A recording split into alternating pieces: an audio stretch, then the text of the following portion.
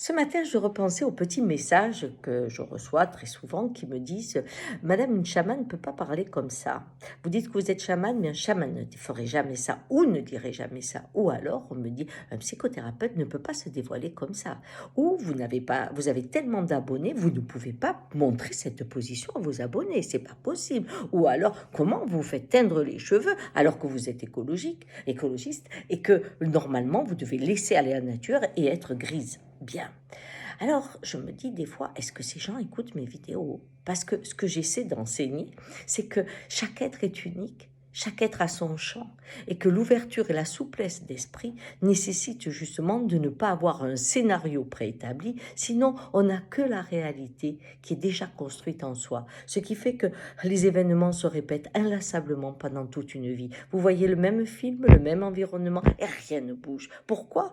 Parce que vous êtes l'auteur de votre vie et que quand vous rencontrez un médecin, vous savez qu'il doit penser comme ça, un curé doit penser comme ça, un président doit penser comme ça. Vous avez écrit tous les scénarios des personnages. Alors, il y en a qui sont écrits, il y en a d'autres qui sont dans votre conditionnement de jeunesse et ils ne sont jamais remis en cause. Alors, ce matin, je me suis dit, il faudrait quand même que je vous donne un tuyau là-dessus pour que vous ouvriez votre esprit avec la conscience de ce que vous dites certaines fois. Et je le fais, moi, couramment. Donc, je vous donne ce que je fais pour moi, hein.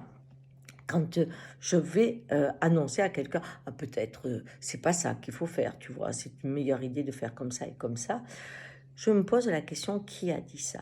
Quand j'exprime une loi, une règle qui se voudrait presque universelle ou qui se voudrait évidente, vous savez, ça c'est un mot là, c'est évident, il faut vraiment faire attention à ce mot, eh bien, quand je perçois ça chez moi, hein, cette idée que c'est comme ça, eh bien, je me pose la question, qui a dit ça?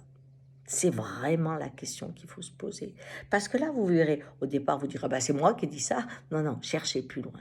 Comment vous avez écrit ce scénario? Comment il est venu? Qu'est-ce qui vous a amené, par exemple, que un médecin, vous pouvez entièrement lui faire confiance? Qu'est-ce qui fait que parce que vous croyez ça, eh bien, peut-être que vous avez été agressé dans une consultation?